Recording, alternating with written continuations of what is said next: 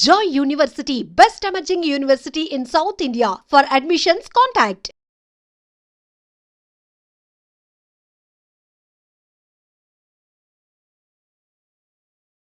ప్రసాద్ బాబు గారు ఫిల్మ్ ఇండస్ట్రీలోకి వచ్చిన కొత్తలో కొంచెం ఆయన గర్విష్టి అనుకున్నారు, లేకపోతే ఆయన కొంచెం తలపొగరు ఎక్కువ ఇలాంటివి అనుకున్నారు, అవకాశాలు కొంచెం తగ్గాయి. దీంతో పాటుగా మీకున్నటువంటి పేరు ప్రసాద్ బాబు అనేటువంటి పేరు కూడా అప్పటికే ఎల్వి ప్రసాద్ గారికి ఉంది, మీరు ఉన్నారు, నూతన్ ప్రసాద్ గారు ఉన్నారు, ఆహుతి ప్రసాద్, ఇలాంటివన్నీ బోల్డని ప్రసాదులు అయితే తెలుగులో కనిపించాయి కదా. అలా కూడా ఈ పేరుతో పోయిన సినిమాలు కూడా ఉన్నాయా? పేరుతో ఫస్ట్ నాది ఒరిజినల్ పేరు బాబు ప్రసాద్ అమ్మ. బాబు రాజేంద్ర ప్రసాద్. అసలు నేను రాజేంద్ర తీసేసి బాబు ప్రసాద్ పెట్టుకున్నాను. ప్రసాద్ బాబు అయింది తర్వాత. ఆ తర్వాత ఏంటంటే గీతా సినిమా వచ్చిన తర్వాత అందరూ ఒక 3-4 సినిమాలు గీతా ప్రసాద్ వేశారు. అంతేనే కదా టైంలో బాలచంద్ర గారు ఏం చేశారంటే, అది వద్దు ప్రసాద్, నేను ప్రసాద్ బాబుని పెడతాను, నీకేమైనా అభ్యంతరం? సార్ మీ ఇష్టం అండి, మీ బ్యానరు, మీ సినిమా, ఏ పేరుని పెట్టుకోండి. దాంతో ఆయన ప్రసాద్ బాబు అది ఫిక్స్ అయిపోయింది. అప్పటి నుంచి వేరే వాళ్ళకు ఉందా అని నేను ఎప్పుడు ఆలోచించలేదు. ప్రసాద్ బాబు ఓకే అంతే, ఇంకా అలాగా ఫిక్స్ అయిపోయింది. ఇంకా మనం ఇంకే పేరు మార్చుకొని థాట్ కూడా రాలా. గీతా ప్రసాద్ అంటే బాగుండు అనుకుంటు, అది కూడా రాలా, ఆలోచన కూడా రాలా. బాగానే ఉంది, ఓకే. ఇప్పుడు ఎవరైనా సడన్గా తెలుగు పరిశ్రమ నుంచో సీరియల్స్, వెబ్ సిరీస్లు ఇవన్నీ వచ్చాయి కదా, టక్కున ప్రసాద్ బాబు గారు ఈ క్యారెక్టర్ మీకోసమేనండి, మీరు రావాలండి, ఒక మెసేజ్, ఒక కాల్ చేస్తే ఏం చెప్తారు? ఇప్పటికి అడుగుతున్నారమ్మా, నా పద్ధతులు, నా ఇది నచ్చితే చేస్తా. ఎప్పుడు అంతేనే, నా పద్ధతులకి నచ్చితే ఆ సినిమా చేసేవాడిని.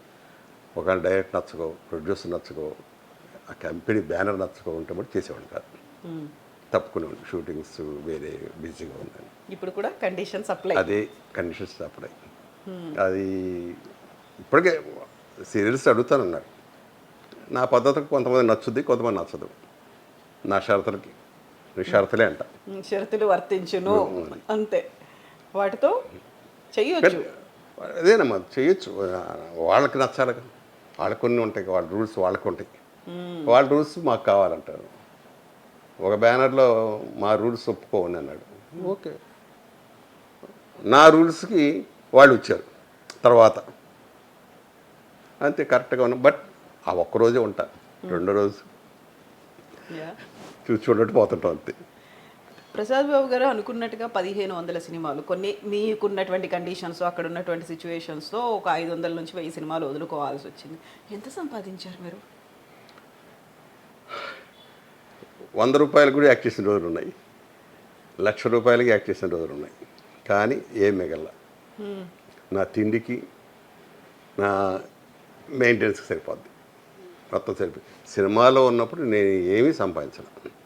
సీరియల్స్కి వెళ్ళిన తర్వాత ఇల్లు కట్టగలిగా, అంతేగాని అసలు పొరపాటున కూడా ఇల్లు అనేది లేదు. దాని మీద ఇంట్రెస్ట్ కూడా లేదు. కట్టుకుందాం, చేద్దాం, అలాగ 60 ఏళ్ళు అయిపోయినాయి.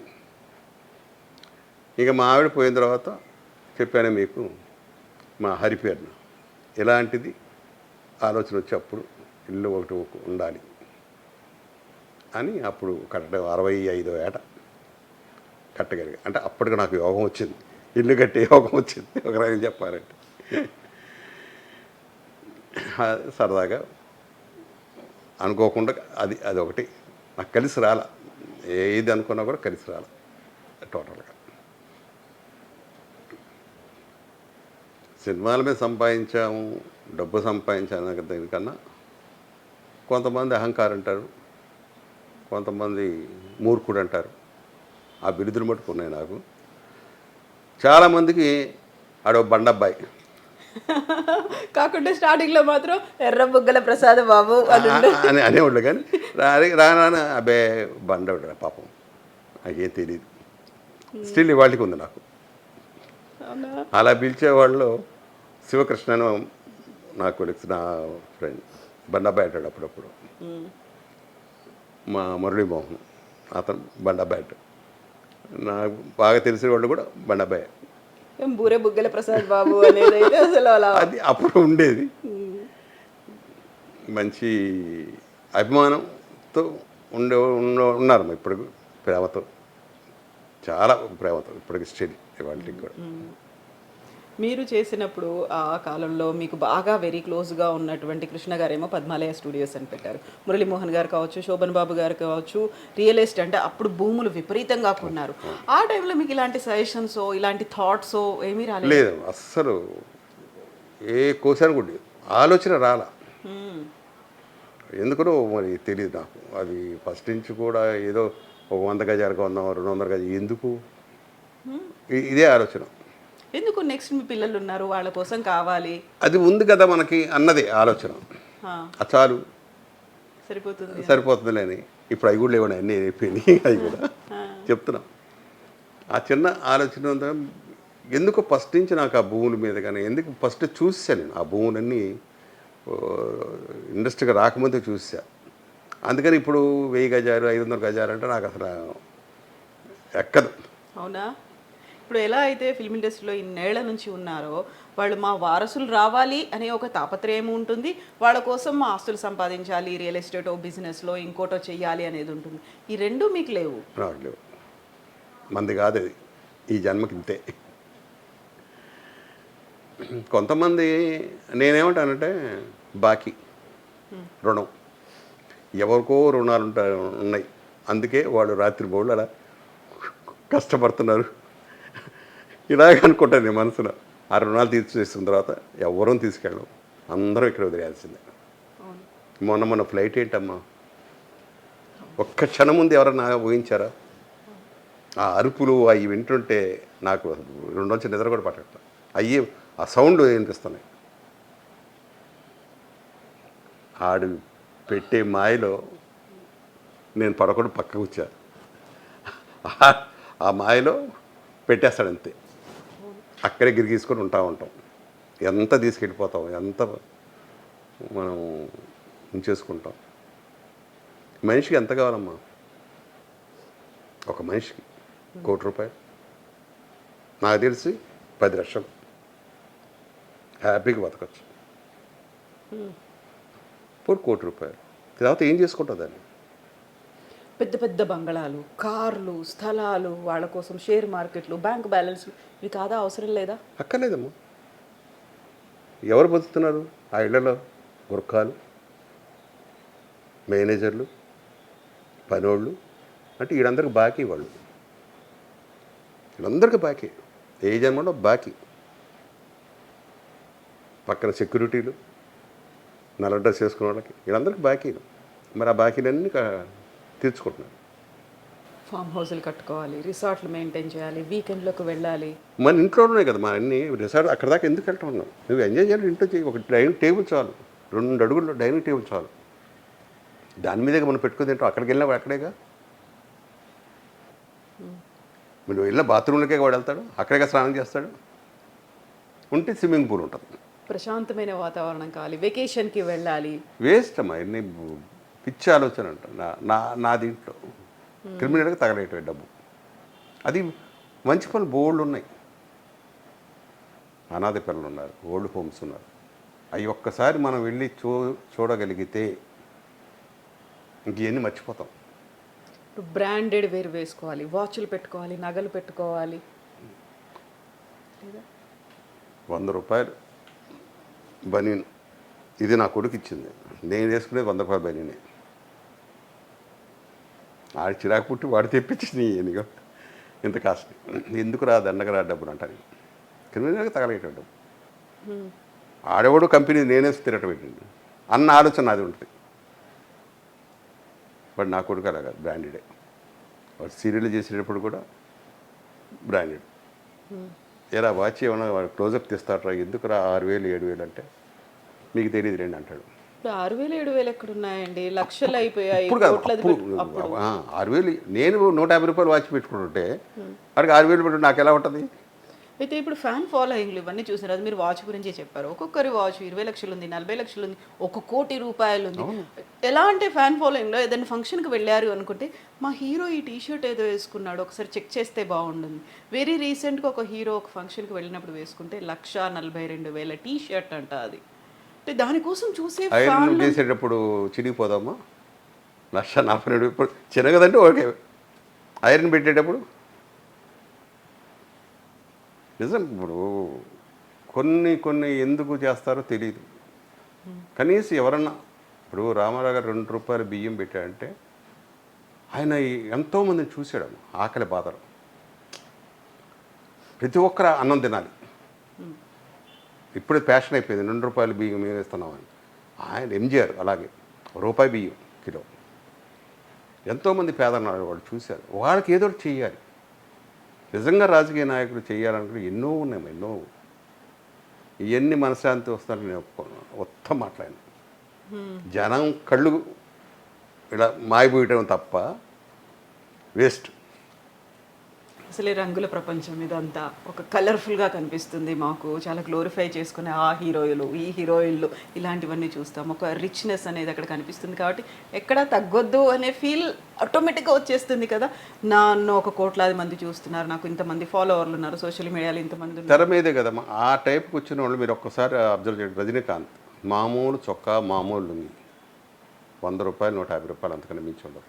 ఆయన ఇప్పుడు వేసుకునే కొత్త చొక్కా కొత్త వేసుకుంటున్నాడే ఇంతంత పడదు. మహా ఉంటే 200 ఉంటుంది, 300 ఉంటుంది. ఎంజీఆర్ మామూలు చొప్పా ఇది. తెర మీద మటుకు సిల్కులు జిగిజిగేలు అవి ఉండాలి. అవి ప్రజల కోసం. వాడు కామన్ పీపుల్ వాడు మామూలు రిక్షా వాడు సినిమాకు వచ్చి చూసి భలే ఉన్నాడు ఎంజీఆర్, భలే ఉన్నాడు కలర్, ఎర్ర చొక్క వేసాడు, పచ్చ ప్యాంటు, ఆకుపచ్చ ప్యాంటు ఇలా వేసేవాడు ఆయన. జనం ఎగబడి చూశారు. చివరి వరకు ఆయన వేసుకుంది మామూలు టోపీ ఆ టోపీ ఖరీదు 200 300 ఆ బిగ్ కనబడకుండా. ఇది మామూలు లుంగి చొక్కా. పెద్ద పెద్ద వాళ్ళందరూ అబ్జర్వ్ చేయండి.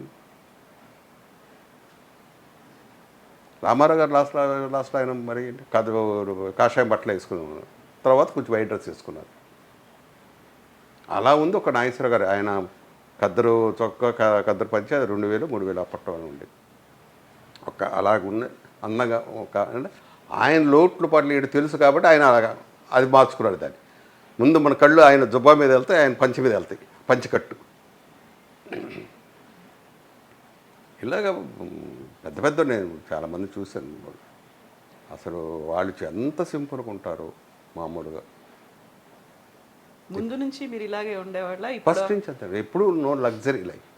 నేనే వెళ్ళి కూరగాయల దగ్గరికి వెళ్ళి ఫస్ట్ నుంచి కూడా కూరగాయలు నేనే కొనుక్కుంటా. మటన్ గెడితే ఈ మటన్ ఇవ్వు అని ఆ మటన్ తీసుకుంటా. కోడి ఈ కోడి ఇవ్వు, A to Z ఏదన్నా నా ఇంటికి కావాలి నేనే వెళ్ళేవాడు. నేను నాకు నచ్చితేనే ఆ కూర తీసుకుంటా. లేదంటే నేను వెంటనే వీళ్ళని పంపిస్తే ఒకరోజు అది కూర తప్పుగానే ఉంటుంది, నాకు నచ్చదు, అవునా, వెంటనే చెప్తా. చాలామందికి నిన్నటి ఇడ్లీ పెట్టారు వీళ్ళు అన్నది కూడా తెలియదు. నాకు పట్టుకోవాలని చెప్తా ఇది నిన్నటి ఇడ్లీ అని. హోటల్కి వెళ్ళినా కూడా చెప్పేస్తా. అంత అబ్జర్వేషన్ ఉంటుంది. ఫుడ్ అంటే ఇష్టం కాబట్టి, భోజన ప్రియులు కాబట్టి. మా నాన్న ఒక 500 ఇచ్చి అరే బట్టలు తేరా అని. నేను అందరికీ నిక్కర్లు మొత్తం అప్పుడు నా వయసు మొత్తం తిప్పి కూడా 13 14 ఏళ్ళు ఉంటాయి. నాకు కూడా అంతే నిక్కర్లు తీసుకున్నాను.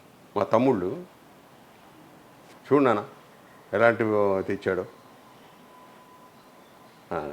మిగిల్చి ఇచ్చేవాడు. మళ్ళీ ఆయనకి 500 డబ్బులు మిగిల్చి ఇచ్చేవాడు.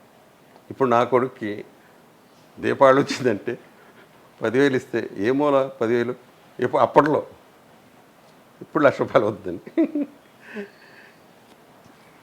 అంత పొదుపుగా ఖర్చు పెట్టేవాడిని. నాకు అప్పుడు డబ్బు కూడా అలాగ అంతే వచ్చేది. నాకు ఈ నెలకి ఎంత కావాలో అంతే వచ్చేది. ఎక్కువ డిమాండ్ చేయకపోయేదా? లేదు, నేను ఎప్పుడు డిమాండ్ చేయాలి. వాళ్ళు ఇచ్చినా తీసుకున్నాను. చాలా కంపెనీలు నేను ఎంత తీసుకుంటాను నాకేది. వాళ్ళు ఇస్తే ఒకవాళ్ళు ఏమైనా నీ డబ్బులు ఎక్కువ ఉన్నాయంటే, ఇప్పుడు మహేంద్ర గారని ఆయన ఉన్నారు, ఆయన ఫోన్ చేసి ఏమైనా డబ్బులు ఎక్కువ అయిపోయినాయా అంటే సార్ వస్తాను సార్ అనేవాడు. అది ఎంత ఏంటో కూడా అది రాగాను అప్పట్లో ఇది ఉండే చెక్కు ఉండేది, అది ఉండేది మొత్తం 6,000 చిల్లర ఉంది. మావిడికి ఇచ్చేవాడు ఏమని కొనుక్కోవాలి. అలా ఉండేది. అలాగే ఉన్న మంచిగా గొప్ప గొప్ప ప్రొడ్యూసర్లు ఉన్నారు. కొంతమంది కొత్త చెక్కులు ఇచ్చారు, దగ్గర దగ్గర 20 లక్షల దాకా. నేను హైదరాబాద్ వెళ్ళేటప్పుడు చెక్కు చెక్ బౌన్సులు అయిపోయినాయి 20 లక్షల వరకు. చేసి ఇక్కడే పడేసి హా.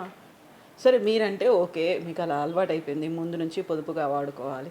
మీ ఆవిడ, పిల్లలు, కుటుంబం ఆవిడ మరీ ఎందుకు ఇంత అంటదండి, అది ఇంకేమంటాం. మీకు మించి ఉన్నారు ఇంకా. అస్సలు ఏ రోజు ఎప్పుడో శ్రావణ మాసం ఒకడు వస్తే నేనే తీసుకెళ్ళి 5 చీరలు, 4 శుక్రవారాలు 4 చీరలు, ఒక చీర ఆవిడకి, అమ్మవారికి. అమ్మవారికి మా ఆవిడకి. ఇది ఏంటంటే ఎవరైనా ఆ టైంలో వస్తే తను పనిచేసి ఇచ్చేసేది, లేదంటే తను ఉంచుకునేది. ఇలాగ ఉండేది అంతే. ఇంకా తర్వాత మళ్ళీ కొన్నాం. ఏ రోజు నాకు ఈ చీర కావాలి, ఈ చీర ఇప్పించండి, నగలు లేవు అని ఏ రోజు అడగడం. పిల్లలు ముందు నుంచి చూశారు కదా, ఇంతమందిని చూశారు, ఇంతమంది వారసుల్ని చూశారు, వాళ్ళు ఎలా ఎదుగుతున్నారో చూశారు, వాళ్ళ దగ్గర ఉన్నటువంటి కార్లు, వాళ్ళ బంగారు, గురించి ఆలోచన నాకు లేదు కదమ్మా. ముందు నుంచి సినిమాలు. నాకు ఎంతసేపు నేను సినిమాలు ఇవాళ ఏం చేశాను, ఏం చేసాను, ఎవరితో చేశాను. ఇంటికి వచ్చేటి మా ఆవిడ అడుగుద్ది ఎవరితో చేశారు అని. గుర్తుండదు. ఆ హీరోయిన్లు గుర్తుండరు, ఆ పేర్లు గుర్తుండవు నాకు. ఏం చేశాను, ఏం పొరపాటు చేశాను, ఇంతకంటే బాగా చేస్తుంటే ఇంకా బాగుండేది. చేస్తుంటే బాగుండేది. అది కారులో ఉన్నంతసేపే. కారు దిగాంటే ఫట్, అస్సలు ఆలోచన. ఇంట్లో ఉంటే ఇంటి గురించి ఆలోచిస్తాను. మళ్ళీ వచ్చేటప్పుడు పొద్దున ఉల్లిపాయలు వేయలేవు అంది కదా, సరే పక్కన ఏమన్నాయంటే దిగిపోయి నడుచుకుంటే ఉల్లిపాయలు తీసుకొచ్చి ఇచ్చేవాడు. రేపు కోరుకుంటే అంతే. ఇంటికి వస్తేనే అలా షూటింగ్. ఇంటి బయటకు వెళ్ళాలంటే షూటింగ్ దాసే. వాళ్ళు ఎవరో ఆర్టిస్ట్ ఏమిటి సీన్ ఏమిటో అని దిగటం వల్ల బాబు ఆ సీన్ ఉన్నాయా అడిగి తీసుకుని, అది ఎందుకో దేవుడు ఇచ్చాడు అవకాశం. ఇక్కడిది అక్కడక్కడ సరే. ఇప్పుడు అసలు తోటకి తెంపేశాడు. ఏ బంధాలు లేవు, అనుబంధాలు లేవు, వెయిటింగ్ అంతే. హ్యాపీగా ఎవరి చేతిలో పడకుండా వెళ్ళిపోవాలి. అది కోరుకుంటున్నారా? అది కోరుకోవాలి అంతే. అదొక్కటి ఉంది ఇంకా. అదొకటి.